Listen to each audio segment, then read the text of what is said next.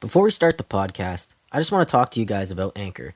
If you haven't heard about Anchor, it's the easiest way to make a podcast, and let me explain why.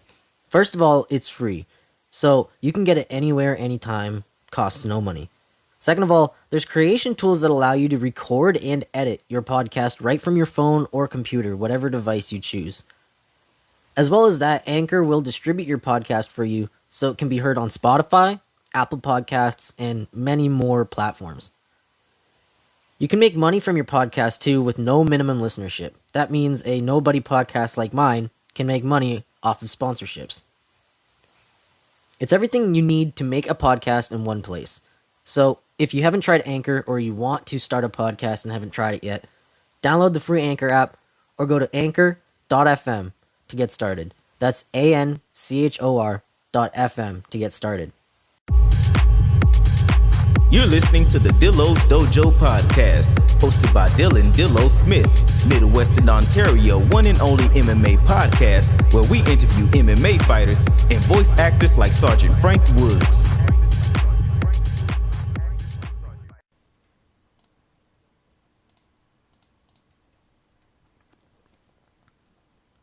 What is up, guys? It is Dillo, and welcome to another episode of the Dillo's Dojo podcast, and today is episode 16.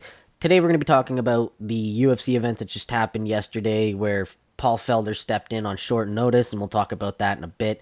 As well as Bellator 252 happened this week, and another week of Dana White's Contender Series. We've got quite a bit to talk about this week. Going to be the same runtime, but I'm going to try to compact it all into the same thing. Anyway, I hope you guys enjoyed the mini that I did on Wednesday. If you haven't listened to that already, go listen to it now just to kind of get a little bit of a rundown on why Canada is not so innocent with racism as everybody seems to think we are. Anyway, we'll not talk about that. If you guys haven't listened to that already, go check it out. It's on Spotify. Other than that, let's get into the mixed martial arts.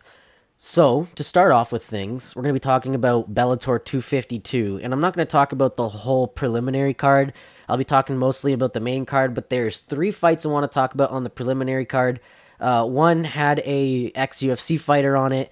Another one has the wife of a UFC fighter on it, and the last fight on the prelim card I want to talk about has an absolute surging prospect who has had his ups and downs and is now showing himself to be a much more complete person. So we'll get into that, starting off with the fight that with the ex-UFC fighter, which was Manny Miro versus Devin Powell. Devin Powell being the ex-UFC fighter. He comes out of Lausanne's MMA gym in New Jersey, I believe, or maybe Boston, Massachusetts, somewhere around there. Anyway, so I actually thought that Devin Powell was going to win this fight, but Manny Miro, being a veteran himself, put it on Devin Powell the whole night with just, mixing his hands up and using his takedowns very effectively. And usually Devin Powell's really good on the ground, but Devin Powell just seemed to be very complacent on his back, throwing up submissions, trying to, get the submission from the bottom. And he didn't seem to try and get up. Yeah, there was, now and then he would actually try and get up from that position. But most of the time, he seemed happy to be on his back for the most part and throwing up submissions that weren't actually sticking and were allowing Manny Miro to, pass into side control in other positions. Just allowing Manny Miro to keep that top control. And surprisingly, it was Devin Powell's last fight when the decision was rang out. Manny Miro winning by a 30-27, 30-27, and 29-28 unanimous decision. And Devin Powell announced that that would be his last fight. Before even the decision rang out, he started taking off his gloves. He put them down on the floor of the cage, which usually is a sign of when a fighter is going to be, retiring. That means he's done. That's usually a signal that he's done. His career is over. So he did that. Very surprising because I believe he's just like in his early 30s. He's 10-5, so he's not like deep into his career yet. But I guess everybody's got their own thing that they want to do, and if he's not feeling it anymore, he's not feeling it anymore. So all the best to Devin Powell. I actually enjoyed watching him when he was in the UFC. I enjoyed watching his fights. I can't wait to see what he does in the future, honestly. But that brings us to the next fight, which was Kerry Melendez versus Emily King. Kerry Melendez being the wife of UFC fighter Gilbert Melendez. And Kerry Melendez is something else. She is a dangerous, dangerous woman, and her being in Bellator is an injustice. So Emily King coming into this fight, I believe undefeated, if I remember correctly. Maybe both women were coming in undefeated. Maybe Emily King had one loss on her record. And you would have thought it would have been just a back and forth fight. Both girls have the experience and everything. That's not how it went at all. Like, at all. The commentators were also like already saying that, Emily King needs to take it to the ground to finish it by submission because that's her biggest strength. That didn't end up happening. Kerry Melendez, from start to finish, dominated the whole fight, starting with strikes. She was the first to the punch, very fast, very accurate, just constantly moving in and out and keeping Emily King backing up. And then she mixed in some clinches and would defend Emily King's takedown, not effects, attempts. Sorry, and then she went for her own, and it was almost like she clinched her up against the cage and then started trying to take her down, but kind of moved towards her back to try and throw her. And instead of throwing her, they slowly started to slide down to the floor against the cage. And almost like Kerry Melendez gave up her back, but Emily King gave up her back. And it was quick. Like, as soon as Emily King gave up her back, Kerry Melendez locked it in, locked the body lock in with her legs, and then just laid down, just pulled back and laid down, got Emily King on her back and submitted Emily King easy by rear naked choke. It was almost effortless. I'm not trying to discount Emily King. I'm sure she's a great fighter and all that, but wow, like, it just seemed like it was child's play to Kerry Melendez. It was crazy how fucking quick it was. But that brings us into the preliminary card's final fight, which is the prospect Aaron Pico, the man who just 3 years ago made his professional debut. He's only like a year older than me, maybe like a couple months older than me, honestly. But he made his professional debut in 2017. He was touted as being this incredible fighter. He's going to go places. He's going to be a future champion. He was supposed to be this incredible wrestler with absolute knockout power. And that his first fight never went that way. He ended up facing, forget the guy's name, Zach something. And he lost via guillotine choke. But the thing is, his debut was on Bellator's first ever pay-per-view. And like I said, there was a lot of hype behind him when it was coming into his first fight. So that probably played into a lot of it. Plus, he's young, so of course he's going to experience defeat. He's going to have flaws that he has to work out and everything. It's just, it's understandable. He's a young kid. He had a couple more losses after that, 2 more to be exact. And it just seems after those 2 losses, he keeps learning and learning. And he moved camps to, I believe, American Top Team, or one of those camps. One of the big MMA camps he moved to. He got rid of his old coach, and it seems to be the best move for him because coming into this fight, John DeJesus is more so a veteran more than Aaron Pico in this, and the guy's never been knocked out before, never been finished in his career, and Aaron Pico was just putting it on him the whole fight. He did a very good job. Usually Aaron Pico would just go for his throwing hands, like his striking strategy. He would try to bring himself into the fight, and he would get caught in an absolute, dogfight, a brawl, right? And that would end up getting him knocked out. All of his losses, other than that one guillotine choke, have been by knockout, because he's been drawn into dogfights and knocked out while, throwing down in those brawls. But he played it very smart here. He didn't get drawn into any, striking battles. He kept it in the pocket and would throw very good and hit very heavy shots and then mix up his takedowns. And he did really, really good mixing up his takedowns. Like, this is what he needed to do in the first place. The guy is a wrestler at heart. He's got boxing experience and incredible knockout power, but he's a wrestler at heart. So he needs to use that to his advantage. And he did exactly that. He was just slamming down on John DeJesus from ground and pound, and would try to submit him, and was just constantly trying to finish, and just really making John DeJesus fight, like giving John DeJesus a hard fight. And every time they'd get back up to the feet, he would hit him with a nice 3-4 combo, and then finish it up with a right overhand. And the overhand would just miss, or it would just barely clip John DeJesus. Going into the second round, though, it was the same story for Aaron Pico. He was doing an incredible job taking him down, holding him up against the cage, just dominating him. And they would get back up to the feet every now and then, and it started more and more. Aaron Pico was dominating the striking exchanges as well. And near the end of the second round, it's like the closing seconds. I want to say there's probably like 48 seconds on the clock, 50 seconds on the clock left. And Aaron Pico hits that 3-4 combination, or that 4-3 combination. I forget what it is. It's a right-left combination, and then finishes it up as DeJesus is backing up with a right overhand that hurts him, hits him hard, knocks DeJesus out. And Aaron Pico just showed that, yeah, he still has that knockout power, but he's becoming a much more completed fighter. It's really good to see Aaron Pico starting to learn a lot more and learn from his losses. And I can't wait to see where he goes next, because that was an incredible show out by Aaron Pico. He's had some really good showouts in Bellator with some knockouts and stuff, but I feel like that's his best yet, because he showcased a whole lot of skills, not just that he can get drawn into a dogfight and knock people out.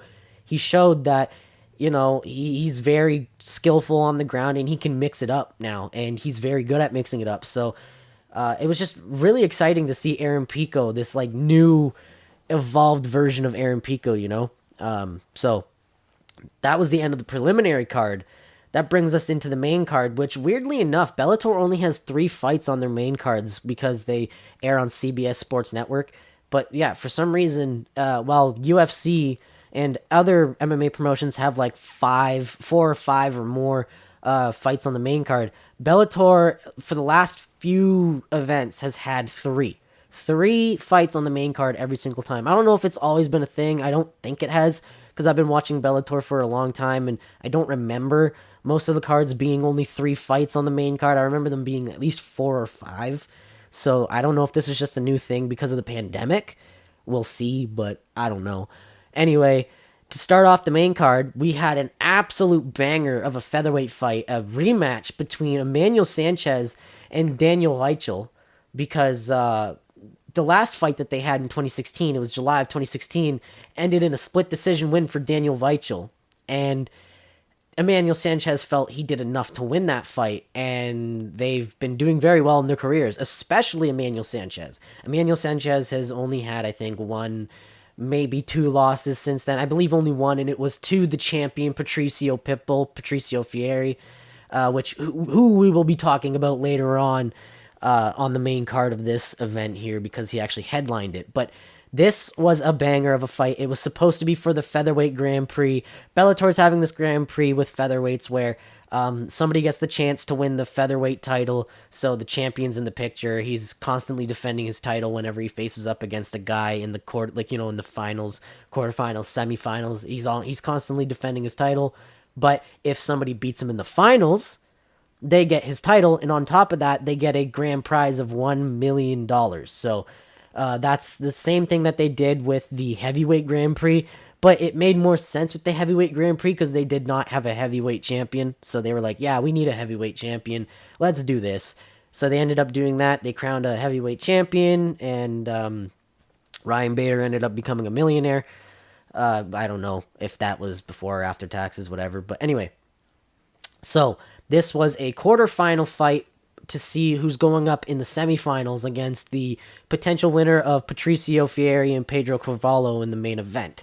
So this, surprisingly, was 5 rounds. I didn't think a non-title fight would have been 5 rounds, but maybe it's because it's a tournament fight that they made it 5 rounds. But anyway, we got a very, very nice little treat for that, because this was supposed to be a banger fight. Both guys are not scared to stand and bang. They both have incredible striking. Both are very well on the ground. Emmanuel Sanchez is an incredible grappler. He's very well known for his submission finishes, but he's not afraid to stand and bang. Daniel Weichel's very good with striking, but he also has incredible wrestling. They fought a very close fought decision, but Emmanuel Sanchez showed that he was the one from their last contest that improved a little bit more than Daniel Weichel did. He was more prepared, and he used his takedowns and his striking very well. Constantly was attacking on the ground as well. Just kept active. He was more active. Kept Daniel Weichel on the back, on the back feet, and just was controlling most of the cage the entire time.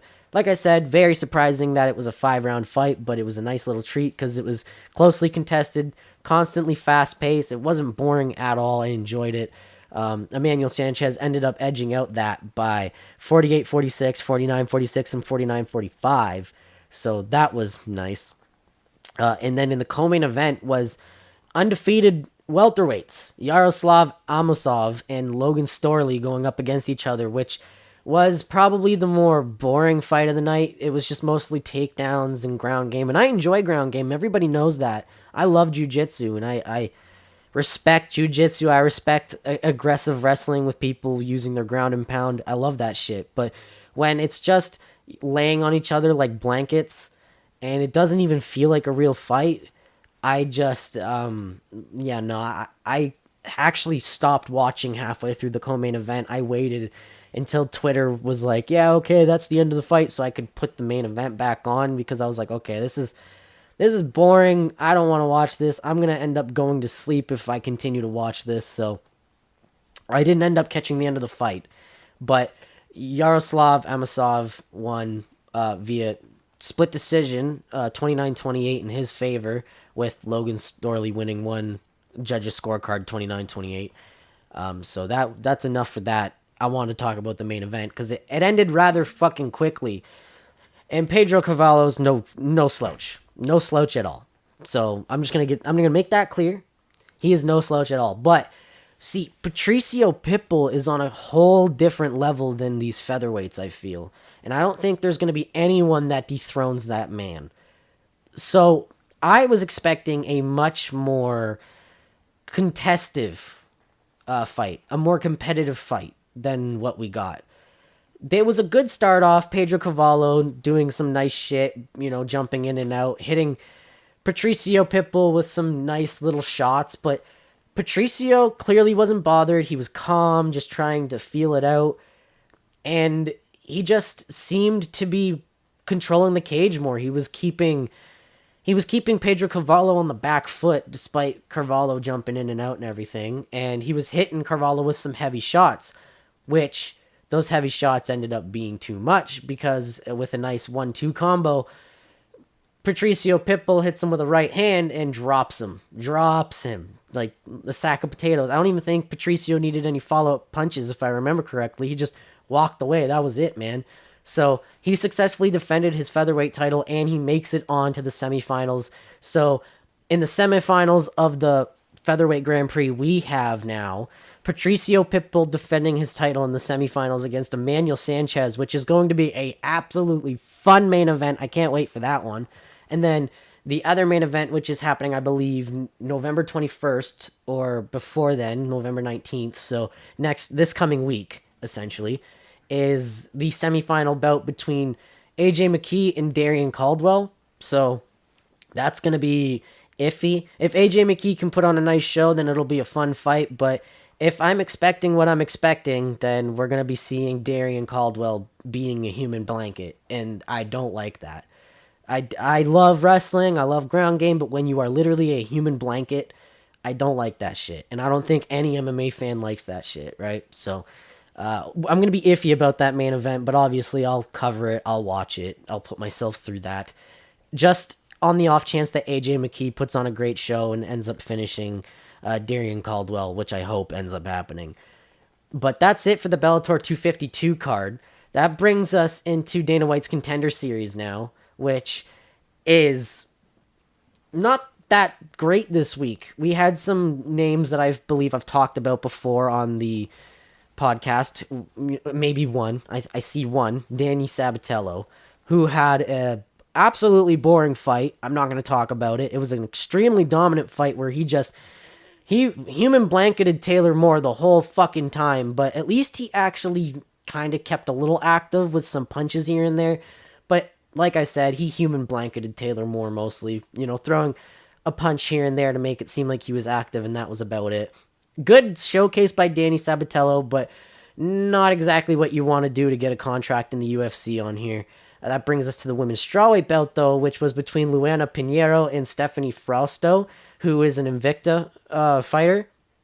Luanna Pinero finished her easily via TKO within like under 3 minutes in the first round. It was vicious. But that brings us into the next fight, the lightweight bout between Nicholas Mata and Joseph Lowry. This one was actually fun, despite it being a dominant victory for Nicholas Mata, a complete 30-27 unanimous decision. It was quite back and forth and very competitive, and Nicholas Mata did a good job showing his whole showcase. He showed that he was a complete fighter, he's exciting, he's everything that Dana wanted. So we'll see if he gets a contract. I don't know, because yet again, another decision. It's very rare that people who win decisions end up getting contracts, but he did a very good job, and I feel like he did what he had to do to win that decision and get the contract at the same time.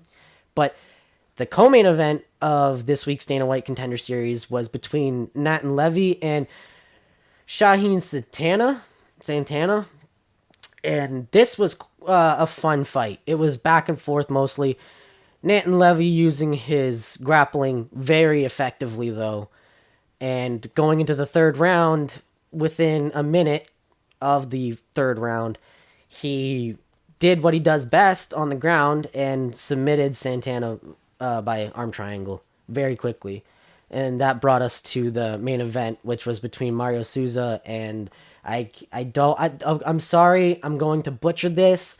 Mariusz Kajsakowicz? Zakowicz or whatever, because maybe the K was silent. I don't know. Some Polish looking name. I'm just gonna say that. Looks very Polish, very something, very Eastern European. I can't pronounce it. That's all I'm gonna leave it at. I can't pronounce it. I'm looking at it right now. I wrote it down. I wrote all the briefings of everything that I watched this week all down. I'm reading it, and I cannot pronounce this fucking name for the life of me. So I'm sorry. I'm sorry to the Eastern Europeans out there. I'm sorry to anyone who's like a purist on pronouncing names. I'm sorry, okay? I cannot pronounce this fucking name for the life of me. If you put a gun to my head and told me to pronounce this name, I'd be dead. Anyway, so this was more so a competitive fight, but slow pace. And not exactly what Dana was wanting. I actually, no word of a lie, turned it off after the second round because I just didn't want to watch anymore. Maybe it was also because I wasn't feeling well. I was also sick this week, so, I didn't want to stay up as well. Same reason why I didn't stay up for last week's UFC event, but I ended up catching everything in the morning. But Mario Souza ended up winning that via unanimous decision, and that brought us to the contract winners. So the first one that actually ended up winning a contract was Natan Levy, which I kind of figured because he showed that he was very dominant on the ground with his grappling, and the arm triangle choke was a very nice submission, honestly. I really enjoyed it. Nicholas Mata was the second one. That one surprised me, but considering how he actually showcased every single bit of his skills in that fight, he showed that he has the chance to kind of stand and bang and kind of be competitive in the lightweight division. And like I said, it was an exciting fight. He did a great job showcasing everything you need in MMA.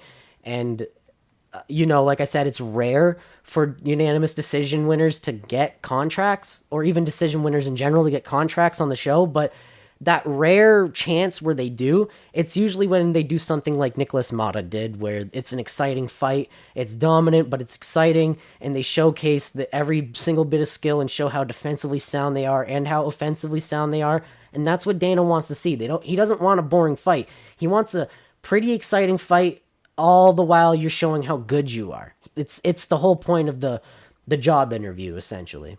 But that brings us into the last contract winner, who, when I read this out earlier, I kind of figured it was going to happen. Even when I watched it that night, I figured it was going to happen. I was like, she's getting a contract. Yeah, Luanna Pinero, the only female fight on the card. She she deserved that contract with how fucking quick she finished Stephanie Frosto. It was laser fast. It was just a dominant fucking striking affair from the beginning. I don't know, man. I liked how she finished that. And the strawweight, like strawweight's a pretty deep division for the women's, but they still need contenders, and Luana Pinheiro is definitely a contender. She showed that she's got power and she's very dangerous with her striking, especially putting out a person like Stephanie Frosto. So yeah, that's it for Dana White's Contender Series. That being said, we're gonna talk about this upcoming UFC. First of all, UFC 255 is going to be this weekend coming on November 21st. I will be talking about it. I'm excited for it because it's the flyweight title bout between Davison Figueiredo, the guy who absolutely scared everyone by murdering Joey B in front of Magan Levy, and he's going up against Alex Perez, who's stepping in on short notice. Well, not really short notice, like a couple weeks notice, because it was originally supposed to be Davison versus Cody Garbrandt, and then Cody had to pull out because of injury. So, that being said, it's still going to be an exciting card because I love flyweights. I love how fast paced they are. It's constant excitement to me. And in the co-main event, we have another sacrificial lamb for the great bullet Valentina Shevchenko. She is going up against Jennifer Maia. I talked about this a while back on the podcast, how Jennifer Maia absolutely just depressed everyone by beating JoJo Calderwood, who was originally supposed to have the title shot. She did have a title shot, which Shevchenko had to pull out of due to medical reasons. And then JoJo didn't want to wait. She wanted to stay in the good graces of the fans, and she took on the Jennifer Maia bout, lost her chance. It was pretty sad. But Jennifer Maia got her well-deserved title shot, and like everybody thinks, and including myself, I believe she has a chance to beat Valentina, but it's extremely slim because I feel like she's just yet another sacrificial lamb. They need more contenders for flyweight, but it's the same thing with when DJ was the champion of the men's flyweight division. Valentina's just too fucking good for that division. She deserves to be in that division. That was her perfect weight division, and she's too goddamn good no matter who you are. She is way too fucking good for that division. And I don't see anybody beating her anytime soon. Somebody special has to come along to do that. Like, fuck, man. That being said, the rest of the card is pretty okay. We've got a prelim headliner between Brandon Moreno and good old Brandon Royval, which I'm a little surprised because this was supposed to be on the main card.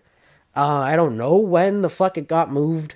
I don't know when it got switched to the co-main, or not the co-main, the prelim headliner, but this was originally supposed to be a main event. I don't know what the fuck happened, but that is a good fight because it's yet another flyweight fight, and that one it might as well be a contender fight for who's going to be going up against the winner of Figueiredo versus Alex Perez, right? But that being said, we have everyone's favorite dickhead, Mike Perry, on the main card, which I'm hoping to see Tim Means just absolutely put it to him with some of the shit that Mike Perry's been saying the last couple weeks.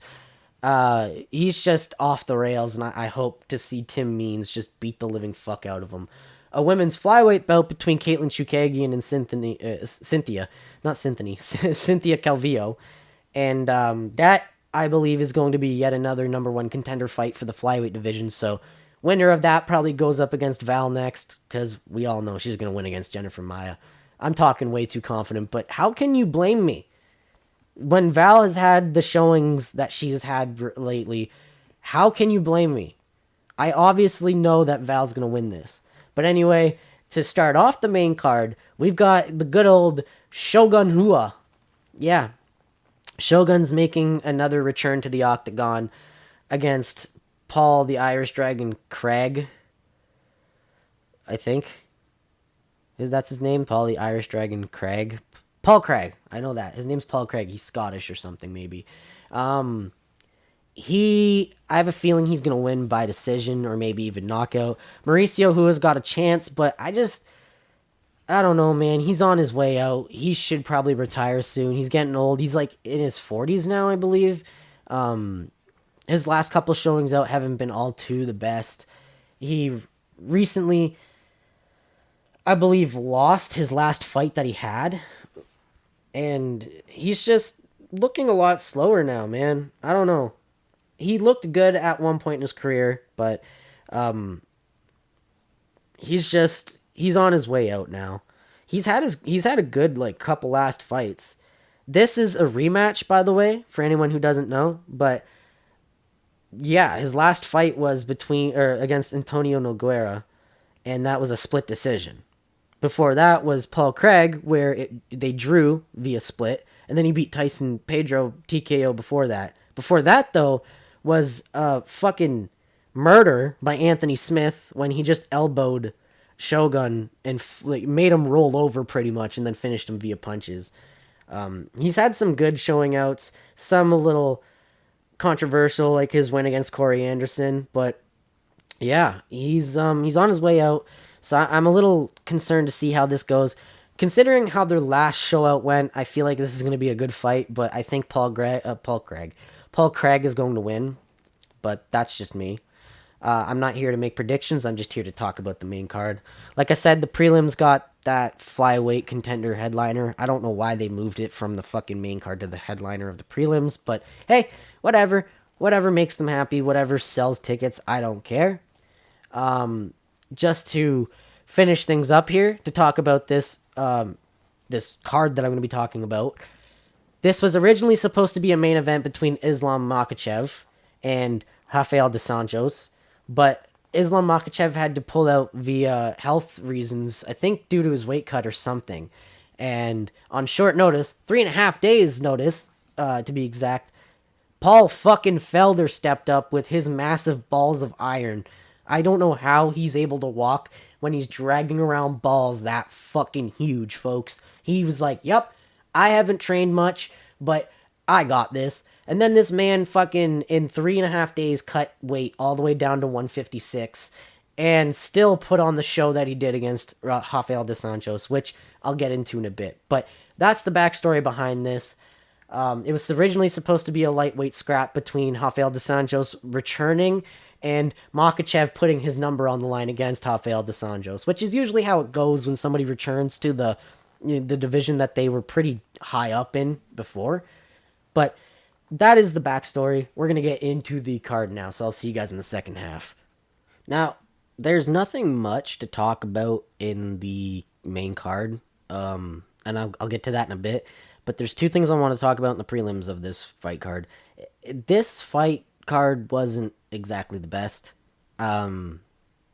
Despite the main event being what it was, usually I'm the first one to defend these cards, but it really wasn't anything good name-wise, and when it actually turned out, it wasn't the best. Usually when people talk shit about these cards and they're like, yeah, no, this card's going to be absolute garbage, it ends up being fireworks, incredible, just constant knockouts and great fights. That didn't happen this time. We had an entire card full of decisions with only 2 knockouts, and I'll talk about those knockouts later. But there's 2 fights on the prelims I actually wanted to talk about because despite them all being decisions, they were pretty fun fights. And I'll start with the welterweight scrap between Alex Moreno and Rhys Mcgee. So Alex Moreno hasn't fought since I believe 2018, maybe 2019. He's a veteran, and his story is not inspirational, but it's interesting how he got into MMA. Just a little bit of backstory. He used to be, back in the day, he used to be a big gamer, and he used to be very unhealthy. He used to eat a lot of junk and never exercise, and then one day he felt ill, he felt sick, got sick of it, decided to step into an MMA gym, and he took it seriously, got in shape, and then ended up actually taking MMA so seriously he became a professional fighter, and now he's got a gym where he actually teaches kids mixed martial arts. Obviously, he goes to another gym for training camps. He can't teach himself, but he teaches people who've never fought before or never even been taught before MMA, so I thought that was really cool. Rhys Mcgee, everybody really knows him as either the BAMA, the British Association of Mixed Martial Arts welterweight champion, or the guy who got absolutely decimated by Khamzat Chimaev. So, not much to say about that. Anyway, this fight was actually really fun because both guys are primarily strikers. Alex Moreno likes to use his takedowns sometimes, but both guys are primarily strikers, and they really brought it on to each other. Rhys Mcgee did really good with his counter punches, but Alex Moreno was just constantly keeping him on the back foot and hitting him with some nice punches. There was a couple times where I actually thought Rhys Mcgee was going to get finished. There was a couple times where he actually had Rhys Mcgee against the cage, landing flurries and having him covered up and almost finishing Rhys Mcgee. But Rhys Mcgee has a fucking chin. He was landing some good punches that almost finished Alex Moreno, but it was pretty much all Alex Moreno the whole fight, man.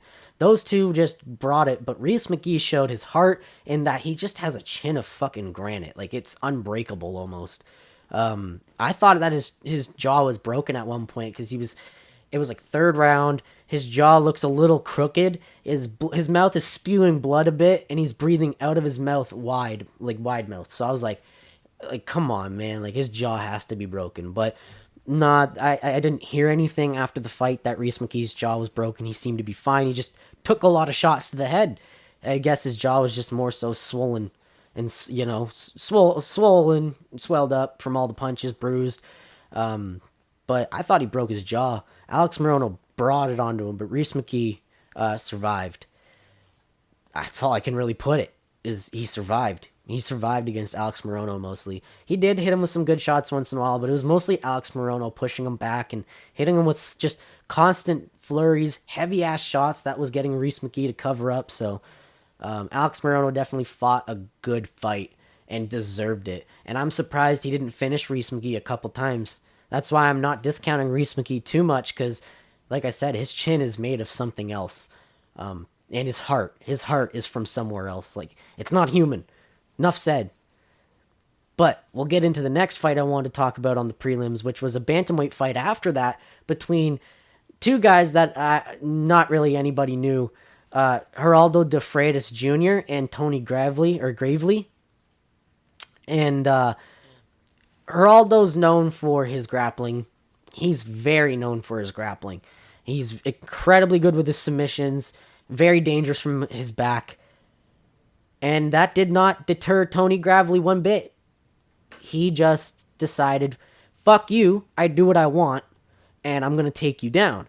And he really mixed up his hands very well, but his takedowns, man, he went for them. And it was almost Khabib-like how he just, every time he'd commit, he would get the takedown, and then the moment that they'd hit the ground, he'd take the back and constantly threaten submissions, punches.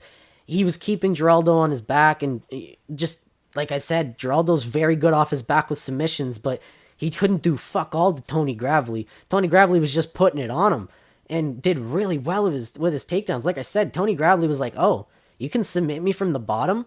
Well, that doesn't bother me. I'm going to take you down and put you on your back anyway. And he did, a lot, and won a very easy decision.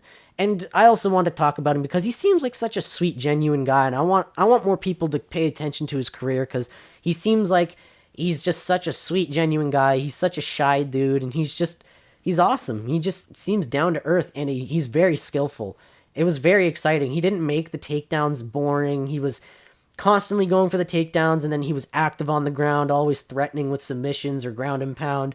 Meanwhile, Geraldo's trying to threaten with submissions, and Tony Gravely's like, nah, I know what you're doing. And he's always countering them and not letting Geraldo even start the submissions. Like, it was incredible how skillful Tony Gravely was, and just how underwhelming Geraldo's grappling ended up being because of Tony Gravely. So those two fights stood out to me on the prelims mostly because, like I said, Alex Moreno hasn't fought since, I believe, 2019. Rhys Mcgee, his last fight was against Khamzat, so I felt Rhys was a little bit more fresh, and Alex Moreno put it on him, though. And then Tony Gravely, I really like the guy. I'm starting to really like the guy. He seems very, very genuine, very nice, and just on top of that, he's extremely skillful. He's good with his hands. I don't know how good with his hands, though. He didn't show too much. His grappling is what I want to talk about, though, because he seems to be very fucking very smart with his grappling. He knows how to counter submissions before they even happen. He knows what guys are trying to set up, so he stops it before they can even set it up. Like, it's incredible to see what he does on the ground. So, definitely somebody I'm gonna constantly keep my eye on for sure. Like, there's no doubt about it. I can't wait to see him fight next in the bantamweight division, especially the bantamweight division because it's so stacked. But anyway, we're gonna get to the main card now, and I'm very pissed off about this one. The first fight of the night on the main card was my lovely Hansen. I'm a simp for her, against Dana White Contender Series alumni Corey McKenna, and it was a very closely fought fight, but Kay did more in my opinion. Corey McKenna outstruck her, but that was just in total strikes. Kay Hansen landed more significant strikes. The first round was all up in the air, but Kay Hansen, I feel, won it with the takedown and just threatening with the ground and pound and trying to get submissions. The second round, though, was clearly Corey McKenna. She started to pick it up, started to defend the takedowns more, was hitting Kay Hansen with some really nice shots, and I'll admit that was a clear Corey McKenna round. But that brings us to round 3, and Kay Hansen was doing an incredible job just backing up, countering, and then setting up her takedowns. And in the second round, near the end of the second round, she actually threatened Corey McKenna with a rear naked choke that was really deep.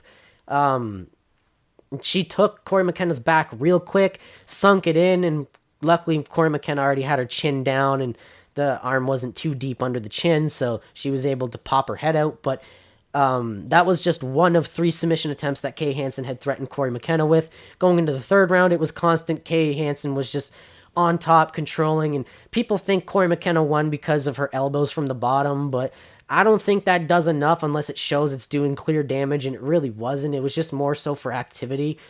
Kay Hansen kept threatening her with submissions, arm bars, chokes, had her in an arm choke, and had an arm choke twice. Almost had her done in a head and arm choke twice. Good job by Corey McKenna defending it, but that brought us to the decision. And like I said, this one pissed me off because I thought that Kay Hansen won.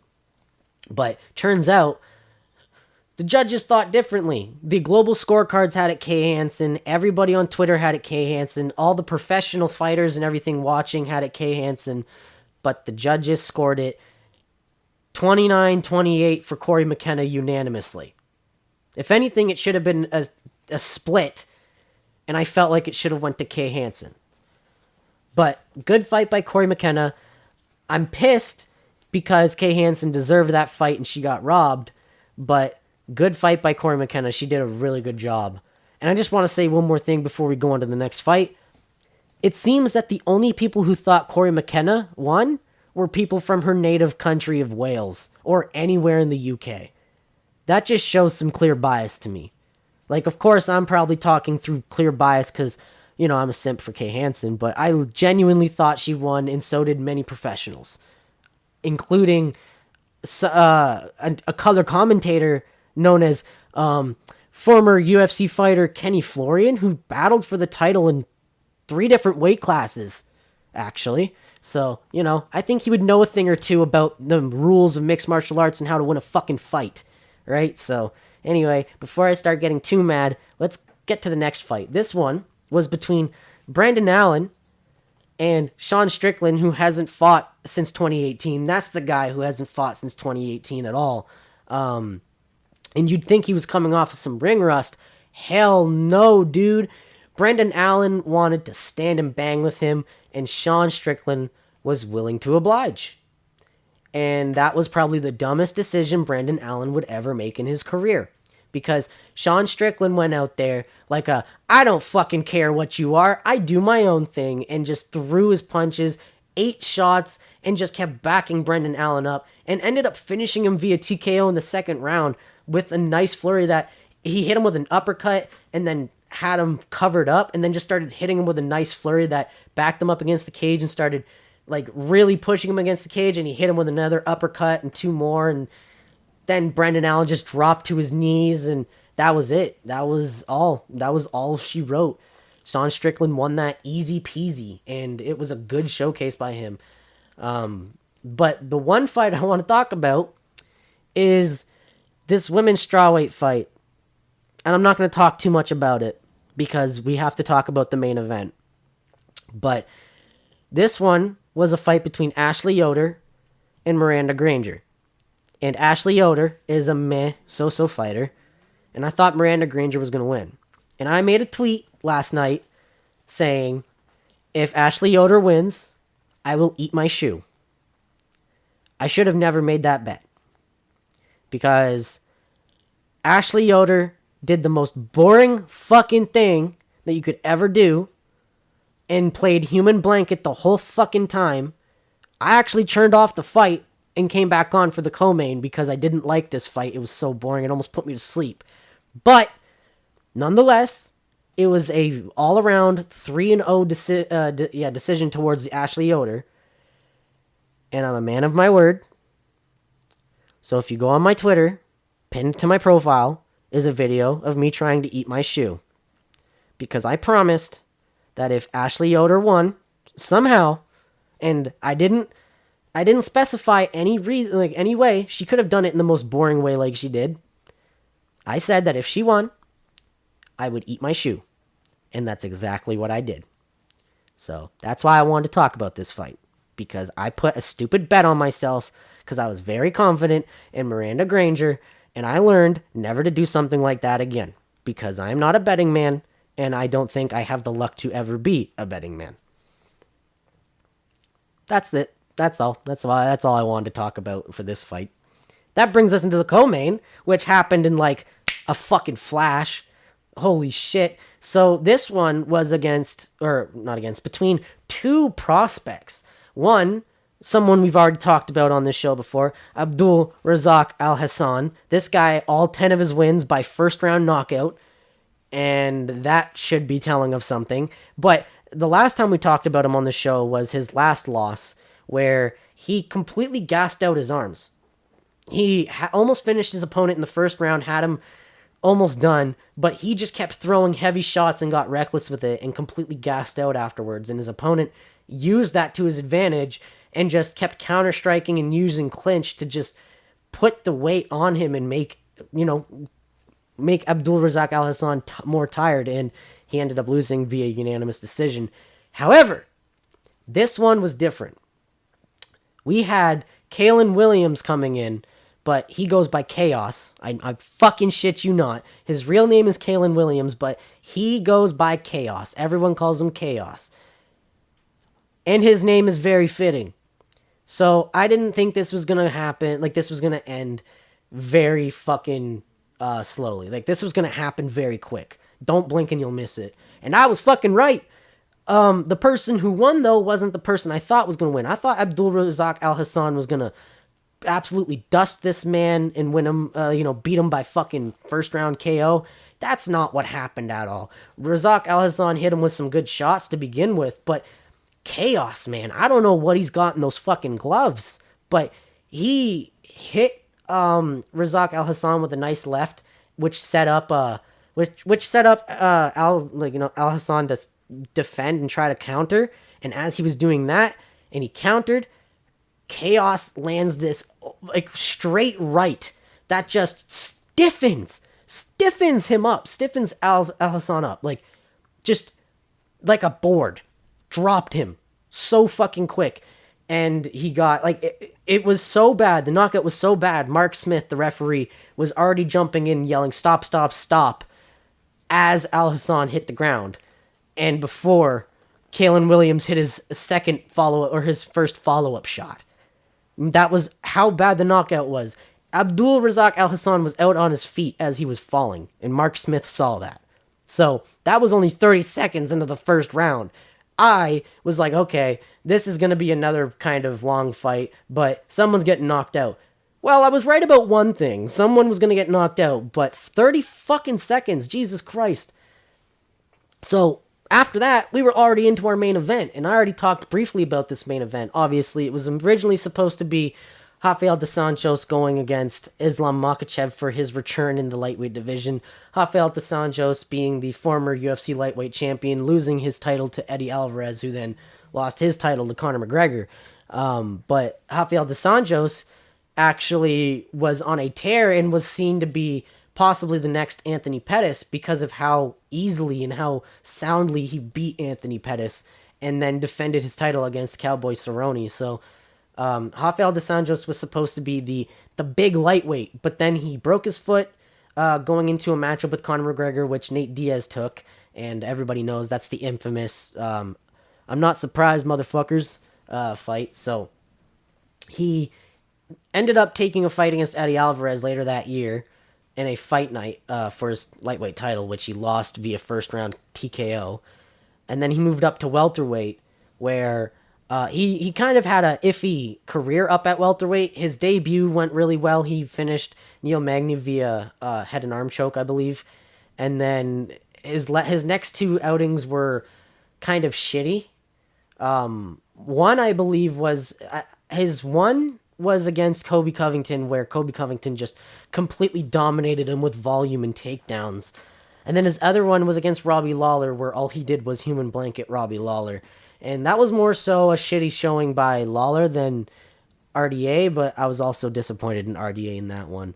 And then his most recent one was actually a pretty decent showing where he finished Kevin Lee via head and arm choke in, I believe, the third round, where he saw that he needed to finish the fight and he did what he had to do. So with that, he wanted to return to lightweight. And doing that, he was going up against 12th ranked Islam Makhachev. But like I said, Islam had to step out because of health issues. Paul Felder steps in on 3.5 days' notice, cuts the weight in 3.5 days. This motherfucker coming in with the nicest mustache I ever seen, and so was RDA. I was expecting it to be the battle of the stashes. And then come fight night, RDA walks out, and my heart just shatters. His beautiful, beautiful mustache he grew, gone. He shaved it. Paul Felder kept his, though. Paul Felder kept his beautiful red mustache, but yeah, RDA shaved his mustache, so it was no longer the battle of the stashes. That being said, this fight, man, I thought Paul Felder was going to win. I knew it was going to be a decision, but I thought Paul Felder was going to win. However, RDA surprised me. It was a complete 5-0 shutout by RDA. All 5 rounds won by RDA. That's not to discount Paul Felder, though, because like I said, he came in 3.5 days notice, cut the weight in 3.5 days. And he said after the fight, I did not step in an MMA gym since my last fight, so I haven't really been training properly. And he did an incredible job against RDA despite being shut out 5-0. He put it on RDA. He outstruck RDA, hit RDA with some nice shots. Actually did a good job defending some of RDA's takedowns as well, but the whole story of the fight is dos Anjos fought a smart fight. That's all it is. Rafael dos Anjos fought a smart fight. He stood and banged with Paul Felder. He hit Paul Felder with some nice shots, some elbows and everything. He even cut Paul Felder open. He had Paul Felder's fucking forehead bleeding, and his nose was spewing blood. Like, he was hurting Paul Felder on the feet as well as on the ground. But the whole story of the fight was mostly RDA's takedowns, which he used very effectively and did very smart by pushing him against the fence. And he wasn't one of those guys that just pushed against the fence and then tried to sink him down to the ground. He would actually pull Paul Felder away from the fence so Paul Felder can't defend the takedown or sprawl. He's already fucking going down. Like, there's no way he can defend that. There's nothing he can hold on to, no cage. And the way he was using the cage to set up the takedowns, too.